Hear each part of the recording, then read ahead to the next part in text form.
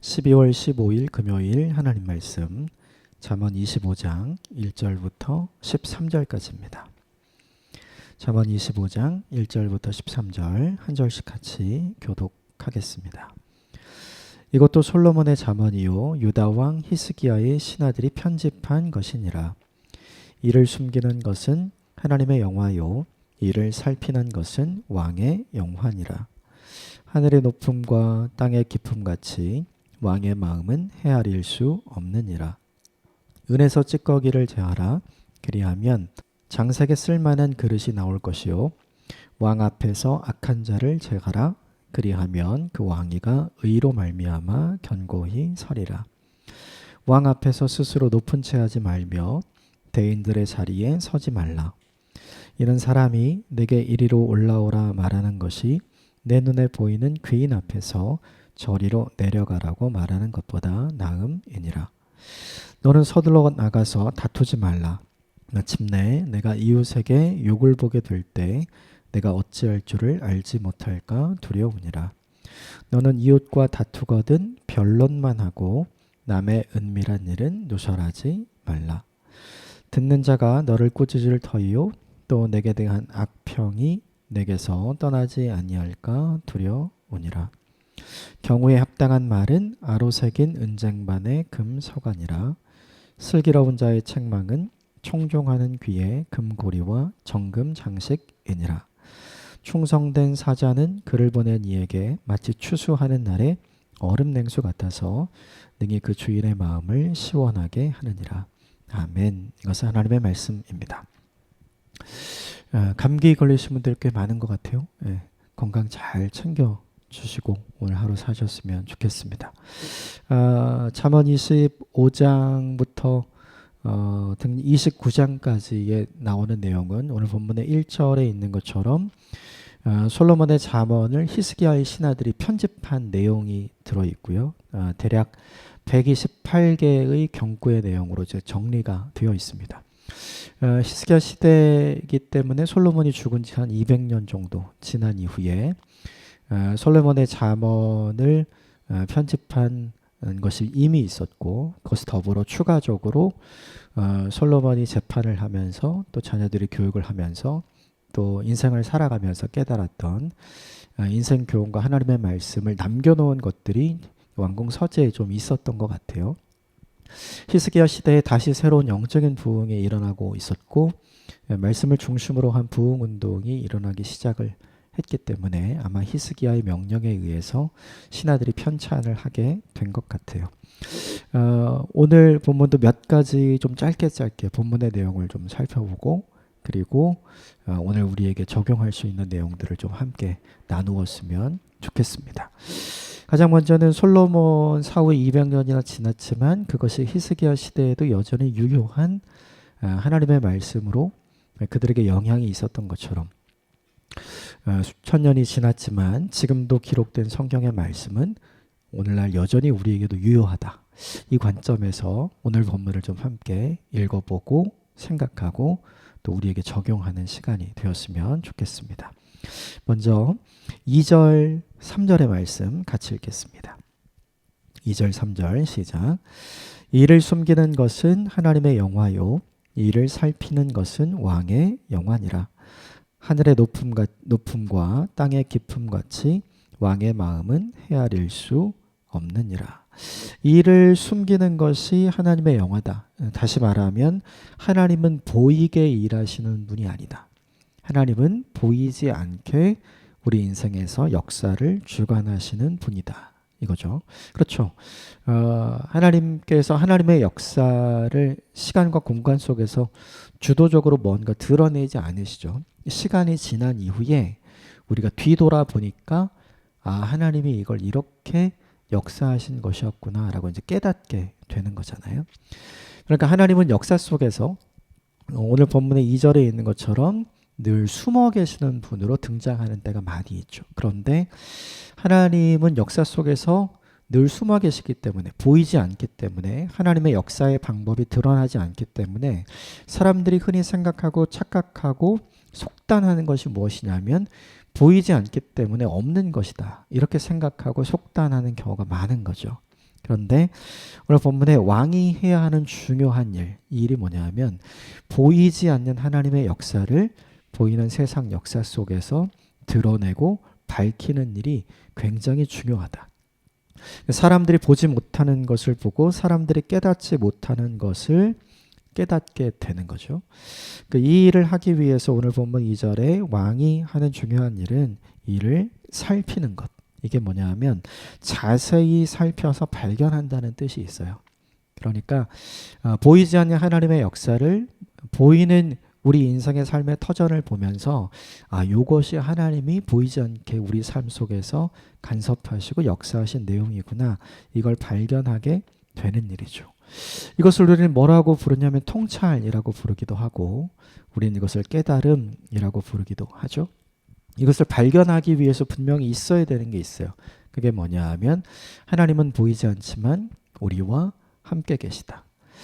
하나님은 시간 속에서 공간 속에서 우리와 함께 계시지 않지만 시간과 공간의 주인이시고 하나님의 주권적 역사를 지금도 우리에게 베풀어 주고 계신다. 그래서 우리 역사의 인생의 주도권은 우리에게 있는 것이 아니라 하나님에게 있다. 그래서 나의 계획과 예상대로 내 인생이 펼쳐지는 것이 아니라 하나님의 계획과 인도하심대로 우리 인생이 펼쳐져 간다. 즉 우리가 우리 인생 영화의 이제 주인공이라면 하나님께서 우리 인생 영화를 만드시고 우리 인생 영화의 제작자가 되시고 우리 인생 영화의 감독자가 되신다는 사실을 이 본문이 알려주는 거죠. 실제 영화도 그렇죠. 영화를 만드는 감독은 영화 속에 나오지 않잖아요. 그 주인공이 있죠. 그런데 그 영화를 객관적으로 좀 멀리서 떨어져 보면 영화 속에서 주인공으로 또 배역을 맡아서 뭔가를 이야기를 이끌어 나가는 사람들도 있지만 그것 전체를 주도 면밀하게 전부 다 관할하는 사람은 사실 감독이잖아요. 그러니까 그것을 우리 인생에 적용시켜서 그 역할을 하시는 하나님을 발견해내고 그것을 깨닫고 그것을 드러낼 때 그 사람에게 무엇이 임하냐면 오늘 본문에 영화가 임한다 이렇게 이야기하죠. 이 영화는 이런 것 같아요. 사람이 만들어낼 수 있는 영광이 아니라 하나님께서 주시는 영광. 인생을 살아가면서 보이지 않는 하나님을 경험한 이 땅을 살아가는 모든 사람들이 하나님이 주시는 영화와 영광을 누리면서 살아가게 되잖아요. 오늘 하루를 살아가면서 저와 여러분에게도 이런 깨달음이 있었으면 좋겠어요. 이런 깨달음이 있기 위해서 우리에게 필요한 게 뭐냐 하면 하나님의 마음과 우리의 마음이 얼마나 다른지 오늘 본문의 표현대로라면 하나님이 얼마나 높고 깊고 넓은지를 생각하고 깨닫는 일이 사실은 우리에게 필요한 일인 것 같아요. 표면적으로 보자면 우리가 한 일이지만 좀 더 심층적으로 들여다보면 하나님이 행하신 일이 있죠. 성경에 그런 많은 이야기가 있지만 가장 대표적으로 출애굽했을 때 아말렉 사람들과 했던 전쟁 기억하시죠? 여호수아는 현장에 나가서 싸우는 사람이었죠. 그러나 모세는 뒤에서 아론과 훌과 함께 기도하는 사람이었죠. 현장에서 싸웠던 여호수아는 자기가 잘 싸워서 이긴 줄 알았죠. 그런데 모세가 그 전장에서 승리하고 나서 여호수아에게 가르쳐 주잖아요. 이 승리는 네가 잘 싸워서 이긴 것이 아니라 하나님께서 우리의 기도를 들으시고 너에게 승리를 주신 것이다. 보이지 않는 하나님의 역사를 알려주고 그것을 잊지 않기 위해 노래로 만들어서 가르쳐서 계속 부르게 하잖아요. 이것이 뭐냐면 영적인 안목인 것 같아요. 2절과 3절의 말씀을 읽고 우리에게 적용하면서 이것이 있었으면 좋겠어요. 시간이 지나면 지날수록 우리가 살아가는 삶의 현장에서 보이지 않는 하나님의 역사하심을 발견할 수 있는 영적인 안목이 깊어져가는 하나님의 사람이 되기를 원하고 오늘 보면 3절에 있는 것처럼 그 깊고 넓고 크신 하나님 아버지의 마음, 오늘 본문에 왕의 마음이라고 되어 있는데 우리의 왕 되신 하나님 아버지의 마음을 헤아리고 깨달을 수 있는 분별과 지혜가 저와 여러분에게 있게 되기를 주님으로 축복합니다. 그것을 깨닫는 자에게 주시는 영광, 그것이 있음을 발견하는 자에게 허락하시는 은혜가 저와 여러분에게 있는 하루가 되었으면 좋겠습니다. 4절과 5절 같이 읽겠습니다. 시작. 은에서 찌꺼기를 제하라. 그리하면 장석에 쓸만한 그릇이 나올 것이요 왕 앞에서 악한 자를 제하라. 그리하면 그 왕이가 의로 말미암아 견고히 서리라. 은에서 찌꺼기를 제하면, 그렇죠? 그러면 이 정금처럼 불순물을 다 제거한 순은이 나오는 거죠. 이것은 찌꺼기가 있는 은보다 훨씬 더 값진 거잖아요. 금보다 정금이 더 값진 거랑 같은 이치죠. 그래서 불순물을 제거하면 제거할수록 가치가 높은 장신구가 되어가듯이 5절에 보면 악한 자를 제어하라 이렇게 이야기하죠. 여기 보면 왕 앞에서 악한 자를 제어하라 이렇게 되어 있지만 사실 우리에게도 적용이 되는 것 같아요. 우리 주변에 어떤 사람이 있는지를 살펴보고 우리 주변에 악한 사람이 없고 반대로 선한 사람이 많을 때 더 하나님께서 기뻐하시고 더 하나님께서 자랑하시고 더 하나님께서 귀하게 쓸 수 있는 사랑을 받는 리더, 존경을 받는 리더로 성도로 살아갈 수 있음을 본문에서 이야기해 주는 거죠. 그렇다면 이제 구체적으로 우리에게 적용해 봐야 될 게 있어요. 이게 뭐냐 하면 내 주변에 있는 사람들이 어떤 사람인가 이게 되게 중요한데 오늘 본문에 있는 4절과 5절의 핵심 내용은 뭐냐 하면 누구와 함께 있느냐가 중요한 거잖아요. 내가 좋아하는 사람, 나에게 잘하는 사람보다 더 중요한 게 있어요. 그건 뭐냐 하면 그 사람이 하나님이 기뻐하시는 사람이냐. 이것이 훨씬 더 중요한 거고 하나님이 보시기에 바른 사람이냐. 이것이 훨씬 더 중요하다는 거죠. 그러니까 우리는 내 기준으로 나랑 친하고 나랑 가까운 사람을 내 옆에 두기를 원하는데 하나님은 내 옆에 어떤 사람이 있기를 원하냐면 나랑 친하고 내가 좋아하는 사람 말고 하나님과 가까운 바른 믿음의 사람. 그 사람이 우리 옆에 있기를 원하시는 거죠. 그 사람을 통해서 우리가 어떻게 되냐면 더 견고히 서게 되고 우리가 더 하나님이 기뻐하시는 인생으로 날마다 발전되어 갈 수 있다는 걸 이 본문이 우리에게 보여주는 거죠. 이 본문에서 하나님의 관심사가 있어요. 뭐냐면 내가 어떤 사람과 함께 하는지 하나님이 관심 있게 보시잖아요. 많은 친구 우리에게 필요한 것 같고 내가 좋아하는 친구도 우리에게 필요한 것 같아요. 그런데 무엇보다 하나님 보시기에 가장 중요한 건 많은 친구가 아니라 바른 소수의 친구. 신앙이 제대로 흔들리지 않고 하나님 앞에서 바로 서 있는 하나님의 사람, 이 소수의 하나님의 사람이 필요한 거죠. 오늘 보면 5절에 왕 앞에 있는 악한 자를 제거하라 그러면 소수만 남게 되잖아요. 사람이 적어도 괜찮은 거예요. 하나님 보실 때는. 우리가 이것을 좀 생각하면서 우리에게 좀 적용해 보면 좋겠어요. 나는 어떤 사람을 내 옆에 두고 있는가?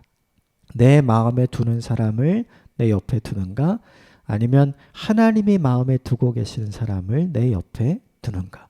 전자가 아니라 후자가 되시기를 주님의 이름으로 축복합니다. 6절과 7절 같이 볼까요? 6절 7절 같이 읽읍시다. 시작. 왕 앞에서 스스로 높은 채 하지 말며 대인들의 자리에 서지 말라. 이는 사람이 내게 이리로 올라오라 말하는 것이 내 눈에 보이는 귀인 앞에서 저리로 내려가라고 말하는 것보다 나음이니라. 스스로 높은 채 하지 말아라. 그리고 스스로 높은 자리를 탐하는 사람이 되지 말아라. 거기에 먼저 앉았다가 내려가는 상황보다는 낮은 자리에 있다가 사람들에 의해서 높은 자리로 올라가라. 이렇게 대접받는 인생이 훨씬 더 좋은 것이다. 본문의 내용은 이런 것이죠. 그런데 조금 더 생각을 해보면 이것인 것 같아요. 스스로 높은 채 하는 거는 사실은 태도와 관련되어 있는 거잖아요. 그러니까 내가 알고 있는 내 위치보다 그리고 내가 생각하는 내가 훨씬 더 좋게 생각하는 거잖아요. 자기를 과장하고 자기 자신에게 객관적이고 바른 평가를 하는 것이 아니라 허풍되고 약간 과장된 평가를 하는 거잖아요. 그러니까 태도와 관련돼 있는 거죠. 또 하나는 대인들의 자리에 서지 말라 이렇게 보죠. 자리를 탐하지 말고 오늘 보면 7절에 있는 것처럼 사람들이 너는 그 자리에 앉을 만한 자격이 있어. 그리로 올라가라고 이야기하는 자질을 갖춘 사람이 되는 것이 훨씬 더 중요한 하나님의 관점이라는 걸 보여주죠. 그래서 정리를 해보면 이렇게 되는 것 같아요. 능력보다 중요한 게 있어요. 그것이 뭐냐면 태도예요. 능력이 없는데 태도가 낮으면 이렇게 뭐 어디 이렇게 올라가기가 힘들죠. 그런데 능력이 있지만 태도가 낮으면, 그러면 사람들이 그를 달리 생각하고 달리 보고, 오늘 보면 7절에 있는 것처럼 낮은 자리에 있다가 좋은 자리로 그를 올려보내는 일이 생길 수 있는 거죠. 중요한 게 있어요. 하나님은 우리의 능력을 낮추라고 한 적은 한 번도 없어요. 하나님은 우리에게 태도를 낮추라고 항상 말씀하시잖아요. 그러니까 능력 있는 겸손한 태도를 가진 사람이 되는 것이 하나님 보시기에 중요하다. 또 하나는 뭐냐 하면 6절의 후반절에 있는 것처럼 자리보다 중요한 게 자질이다. 이게 뭐냐 하면 우리가 흔히 그런 말 하잖아요. 자리가 사람을 만든다, 이런 말 많이 하는데 그런 사람은 정말 적은 것 같아요. 자리가 만드는 사람이 아니라 그 자리가, 그 자리에 앉은 사람이 어떤 자질을 가진 사람인지를 잘 보여주게 되는 게 훨씬 더 많은 것 같아요. 그래서 이 본문이 강조하고 있는 내용은 자리를 탐하는 사람이 되지 말고 그 자리에 누구라도 인정받아서 올라갈 수 있는 자질을 갖춘 사람이 되라. 이것이 훨씬 더 중요하죠. 정리를 하면 능력을 낮추지 말고요. 태도를 낮추는 사람이 되라. 높은 자리를 탐하는 사람이 되지 말고 누구라도 그 자리에 가는 것이 합당하다고 여길 만큼 중요한 자질을 갖춘 하나님의 사람이 되라. 이것을 우리의 마음에 새기고 오늘 하루를 살게 되었으면 좋겠습니다. 8절, 9절, 10절 같이 읽어볼까요? 시작. 너는 서둘러 나가서 다투지 말라. 마침내 내가 이웃에게 욕을 보게 될 때 내가 어찌할 줄을 알지 못할까 두려우니라. 너는 이웃과 다투거든 변론만 하고 남의 은밀한 일은 누설하지 말라. 듣는 자가 너를 꾸짖을 터이요 또 내게 대한 악평이 내게서 떠나지 아니할까 두려우니라. 8절과 9절과 10절은 뭐 송사와 언쟁에 관한 다툼의 때에 이제 어떻게 해야 되는가에 관련된 이야기를 하고 있는데요. 8절을 보면 중요한 게 서둘러 나가서 다투지 말라.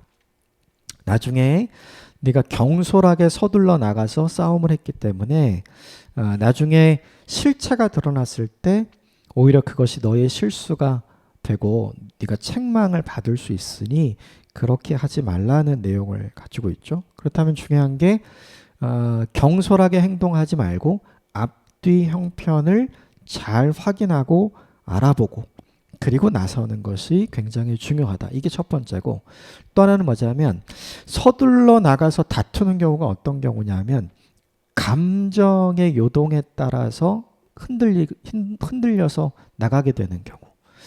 한 번만 더 이성적으로 생각을 해보면 내가 그렇게까지는 안 할 수 있었는데 내가 감정에 휘둘려서, 내가 분노해서 화가 나서 참을 수 없어서 말을 한다던가 손을 먼저 쓴다던가 몸을 먼저 움직인다던가 이런 일들을 우리가 하게 되는 경우가 있잖아요.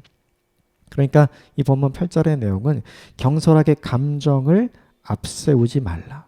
두 가지를 다 정리하면 신중해야 한다는 의미가 되죠.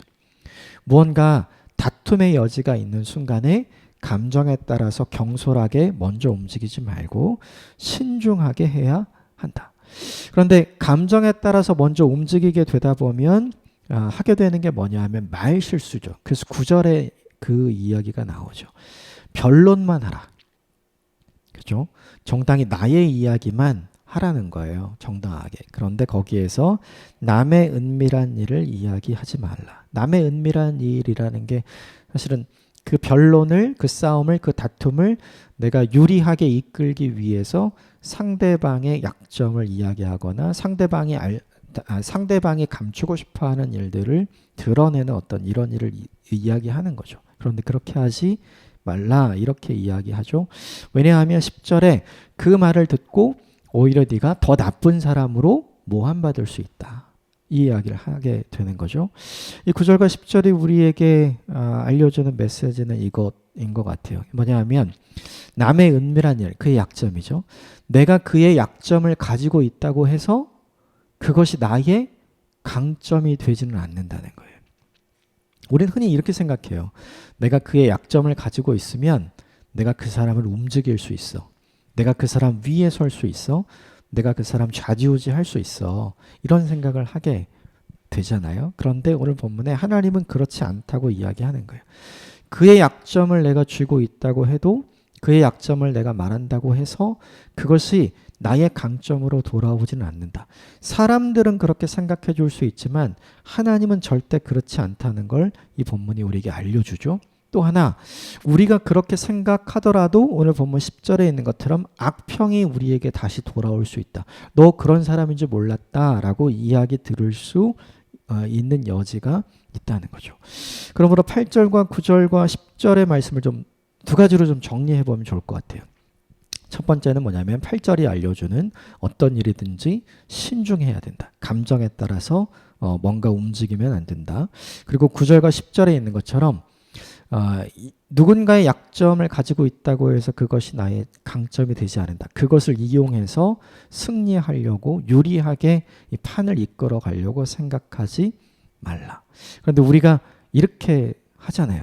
쉽게 이기기 위해서 또 그렇고 우리 흔히 그런 얘기 하잖아요. 먼저 큰 소리 친 사람, 먼저 액션을 크게 하는 사람이 이긴다. 막 그래서 우리가 8절에 있는 것처럼 성급하게 서둘러 나가서 다투는 경우가 많이 있잖아요. 그런데 하나님의 사람이라면 그것에 대해서 다시 생각해 봐야 한다. 오늘 본문이 우리에게 그걸 알려주죠. 8절과 9절과 10절은 우리가 순종하기에 좀 쉽지 않은 것 같아요. 하지만 그리스도인이기에 하나님께서 우리에게 원하시는 일, 그래서 우리가 연습하고 노력해야 하는 일인 것 같아요. 잘 되지 않지만 이 일을 잘 연습해보고 도전해보는 저와 여러분이 되었으면 좋겠습니다. 11절 12절 같이 읽겠습니다. 시작. 경우에 합당한 말은 아로사긴 은쟁반의 금사관이라 슬기로운 자의 책망은 청종하는 귀에 금고리와 정금 장식이니라. 11절의 경우에 합당한 말은 아로사긴 은쟁반의 금사관이라. 너무 보기 좋은 거죠. 너무나 아름다운 작품 같다는 거죠. 무엇보다 중요한 게 말의 내용이 얼마나 중요한가. 그 경우에 딱 합당하고 바른 말이 얼마나 중요한가. 그래서 우리 흔히 그런 얘기 하잖아요. 그의 말이 촌철살인 같다. 명확하고 정확하다. 이런 이야기 많이 하는데 이 말의 내용인 것 같고요. 또 하나 12절은 뭐냐면 슬기로운 자의 책망이라고 되어 있잖아요. 그죠? 우리 흔히 그런 경우가 있죠. 말이 맞기는 맞는데 굉장히 아프고 굉장히 고통스러워서 오히려 듣기를 거부하는 그런 경우가 있잖아요. 그러니까 오늘 본문에 슬기로운 자의 책망이라고 할 때 이것은 사실은 이제 말 잘하는 걸 이야기한다기보다는 그것을 잘 말하는 사람을 한다고 봐야 하는 것이 훨씬 더 좋은 것 같아요. 그래서 그에게 아픔이 되고 상처가 되고 고통이 되는 말이라도 그것이 그의 인생에 약이 되는 말이기에 그것을 꼭 전달해야 되는데 그것을 마음 상하지 않도록 너무 깊은 고통 가운데 빠지지 않도록 그것을 잘 전달하는 슬기로운 사람의 말은 그것을 듣는 사람의 귀에 금고리 같고 정금 장식과 같다. 이렇게 이야기하죠. 11절과 12절이 우리에게 도전하는 게 있는 것 같아요. 그건 이것이죠. 말을 잘하는 사람이 되는 것도 필요해요. 경우에 합당한 말을 바로 할 줄 아는 사람이 되는 것도 우리에게 너무 중요하고 또 하나는 그 말을 잘 말하는 사람이 되는 것도 우리에게 굉장히 중요한 것 같아요. 그래야 서로에게 오해가 없고 서로에게 상처가 없는 상황이 되고 말하는 사람이나 듣는 사람이나 서로 좋을 수 있는 관계가 유지될 수 있기 때문이죠. 우리가 말을 안 하고 살 수는 없죠. 말은 언제나 해야 하는 것이니까. 그런데 이 말을 할 때 오늘 11절과 12절에 나오는 것처럼 말 잘하는 사람이 되기도 하고 또 그것을 잘 말하는 사람이 되었으면 좋겠습니다. 우리 마지막 13절 같이 읽겠습니다. 시작. 충성된 사자는 그를 보낸 이에게 마치 추수하는 날에 얼음 냉수 같아서 능히 그 주인의 마음을 시원하게 하느니라. 충성된 사자는 주인이 보낸 사람이죠. 주인 대신 보낸 사람. 어떤 사람 보냈냐면 능력 있는 사람 보내지 않죠. 기술 좋은 사람 보내지 않아요. 실력 있는 사람 보내지 않습니다. 제일 중요한 자리에 나 대신 보낼 때는 믿을 만한 사람을 보내는 거죠.